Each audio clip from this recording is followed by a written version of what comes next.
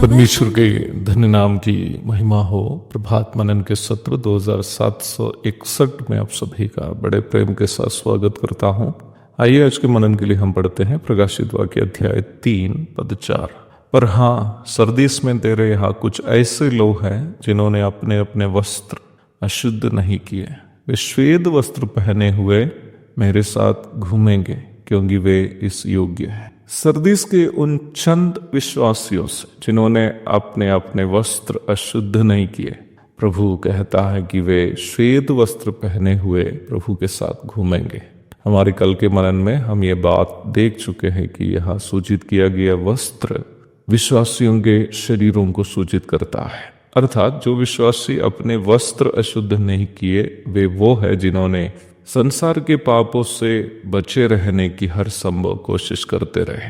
अब उनके बारे में प्रभु कह रहा है कि वे श्वेत वस्त्र पहने हुए उनके साथ घूमेंगे। प्रकाशित वाक्य 4:4 में 24 प्राचीन गण श्वेत वस्त्र पहने हुए 24 सिंहासनों पर परमेश्वर के सिंहासन के चारों ओर उपविष्ट होते हुए हम पढ़ते हैं। प्रकाशित वाक्य 6:11 में भी महासंकट काल में मारे जाने वाले लोग श्वेत वस्त्र प्राप्त करते हुए हम पढ़ते हैं। अध्याय 19:8 में प्रभु की कलीसिया को शुद्ध और महीन मलमल पहनने का अधिकार मिलते हुए हम देखते हैं। इन पदों में सूचित किया गया वस्त्र जो स्वर्ग में पहने हुए करके हम इन पदों में देखते हैं। हम जो संसार में रहते समय अपने शरीरों को छिपाने के लिए पहनने वाले वस्त्र के समान वस्त्र होने की कोई संभावना नहीं है, क्योंकि हम स्वर्ग में इस पाप से प्रदूषित शरीर में नहीं होंगे बल्कि महिमामय शरीर के साथ होंगे। 1 कुरिन्थी 15:53, लिपि 3:21। उस समय हम विश्वासियों के शरीर यीशु मसीह के महिमामय शरीर के समान पाप रहित शरीर होगा। 1 यूहन्ना 3:2। पाप करने के पूर्व आदम और हवा के शरीर महिमामय शरीर थे और वे उस समय किसी प्रकार के वस्त्र पहने हुए नहीं रहते थे। उसको उसकी जरूरत इसलिए नहीं थी क्योंकि उसके शरीर परमेश्वर की महिमामय तेज से ढकी हुई थी, इसलिए उन्हें वस्त्र नहीं पहनने के कारण किसी प्रकार की शर्मिंदगी का एहसास भी नहीं था। उत्पत्ति 2:25। आदम और हवा में पाप का प्रवेश उन्हें परमेश्वर की महिमा से वंचित कर रखा और उन्हें यह एहसास होने लगा कि वे नंगे हैं। उत्पत्ति 3:7, रोमी 3:23। अनंतता में संभावना इसकी होगी कि हम जो उद्धार प्राप्त मसीह विश्वासी है परमेश्वर की महिमा से सजेंगे, ना कि हाथों से तैयार किए गए कोई वस्त्रों से। प्रकाशित वाक्य 19:8 में शुद्ध और चमकदार महीन मलमल पहने हुए हम जो देखते हैं उसे वहां मेमने की दुल्हन करके परिचय कराया गया है। मेमना यीशु मसीह को और दुल्हन उनकी कलीसिया को सूचित करते हैं।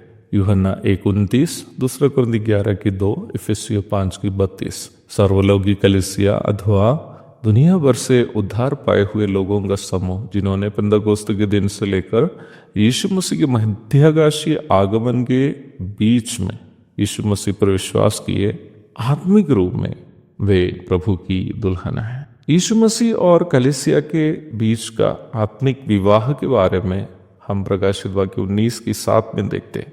प्रकाशित वाक्य 19:8 में यह बात स्पष्ट की गई है कि वह मसीह की दुल्हन कलीसिया जिस वस्त्र को पहनी हुई है वह पवित्र लोगों के धर्म के काम है। ये धर्म के काम क्या है जिसका जिक्र हम यहाँ देखते हैं?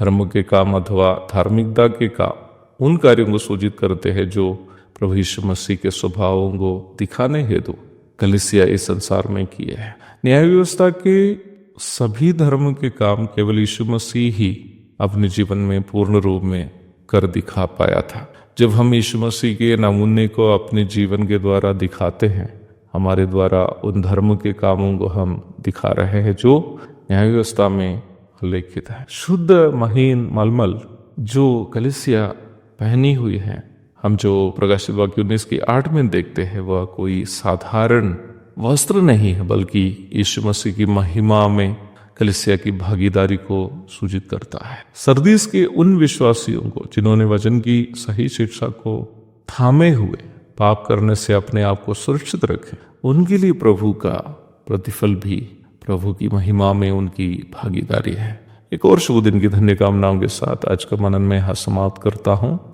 प्रभु आप सबको आशीष दे। आमीन।